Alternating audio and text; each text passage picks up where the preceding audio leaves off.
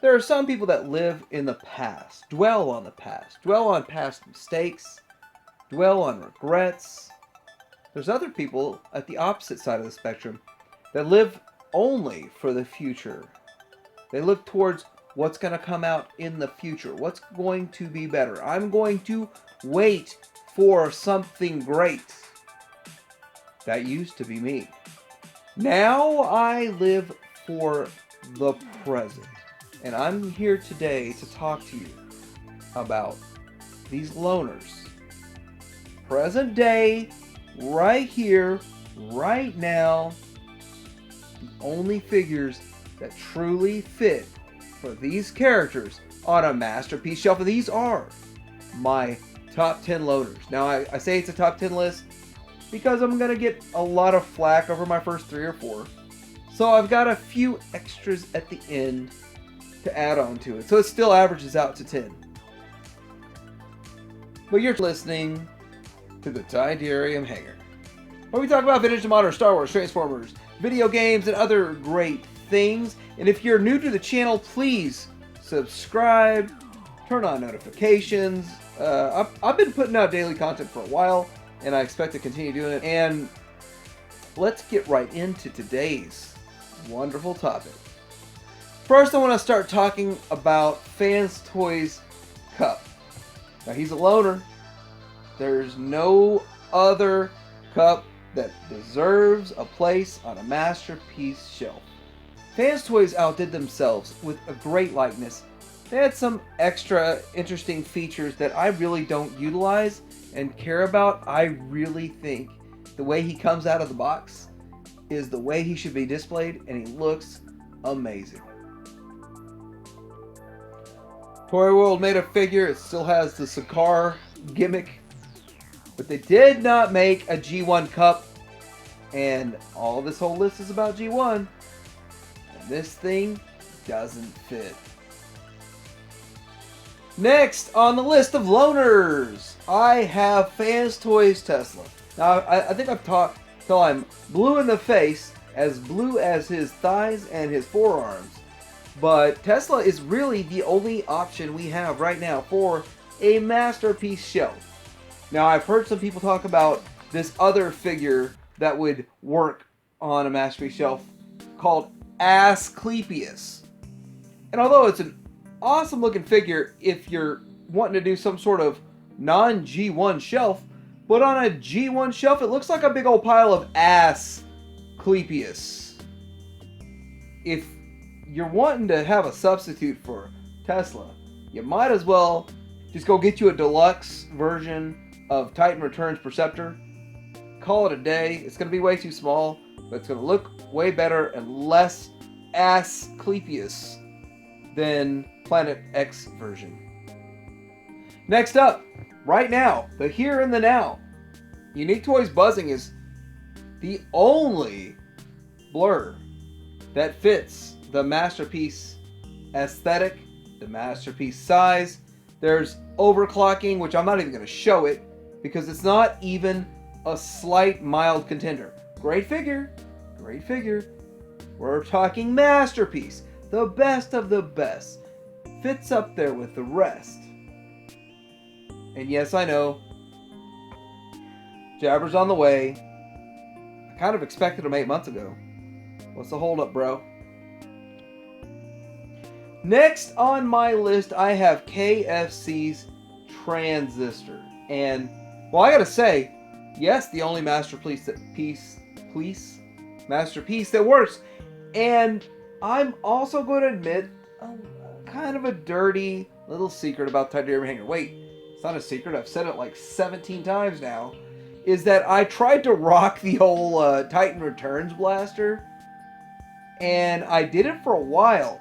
But it bothered me so much. This is actually the figure that opened the floodgates for the Tidarium Hangar back in early 2017 to go full on third party. I went crazy with third party myself because this thing looked the size but not the part for masterpiece, and I had to get me a Transistor, and in that search I discovered so many more third party figures that I had to have. and it opened the floodgates like crazy. So if you didn't get the message, Transistor is the only acceptable masterpiece blaster that exists right now. And there's a hint at Fanstoy's making one, but you know what? There's not even a render. So X-Transbot's Scourge is my next loner on my loner list. These guys that have no competition.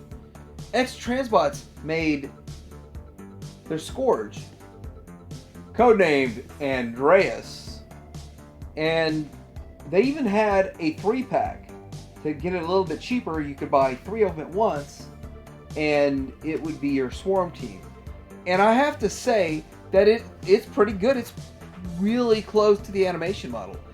I think X-Transbots is one of the best third-party companies out there. And this figure proves it. Yes, the feet are a bit funky, the way you have to transform it. But aside from that, it's pretty good figure. I didn't break it transforming it. So, hey, there's one plus. But with all of the Fans Toys figures that they're making, the Galvatron, and then their Quietus for their Cyclonus, how come this figure hasn't been tackled by Fans Toys? How come this character hasn't been tackled by anybody else? X-Transbots is the only one. Curious, is it just that good? Because it is good. Next up on my list, I have KFC's Crash Hog. And I've got to say that it actually got relatively poor reviews when it came out. Then it sold out. And then it was selling for crazy prices because everybody realized it's the only game in town. It's the best game in town. It is amazing. It has a challenging transformation, but then again, some people kind of like that.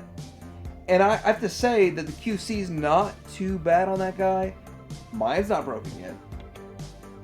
I am not even going to talk about DX9 Splinter because to me, it doesn't count. It's way smaller, and to me, it's just something else to do with Psykill. I got a Psykill mold. But then again, what came first? The chicken or the egg? The Splinter or the Salmor? Next up, Boost is the only wind charger out there, and I have to say I'm going to put Boost and Hatch together, and the two of them are mold mates, and I'm not going to let them take up 2 slots because it really it doesn't matter to most people, to tell you the truth. But I really think that these are the only 2 available. This is the only available of this mold for these 2 characters from any company in the third party on the Masterpiece realm. Now, Hasbro did their Legends version, which was a good version, but does not stack up and does not live up to Masterpiece quality, aesthetic, and treatment. Next up, I want to talk about MMC Skylynx. It's the only game in town for a Masterpiece Skylynx. And I want to say that it is expensive. It's like $130 a figure to $150 or whatever. So let's say $270 to $300 to get both of them to make your Skylynx, which I'm kind of thinking about doing a repair video on my G1 Skylynx to make one good one. That might be coming up soon. Who knows? But this thing looks good. I like it. I might get it one day. I might get, both of them to make it one day. But I'm not really that tied to this character, so it's not a huge sense of urgency to me. But I really think that I don't want this any bigger. I don't even think that this thing, which is supposed to be Studio Ox style or something, because of the Mastermind creations, I think it looks G1 enough. Perfect G1.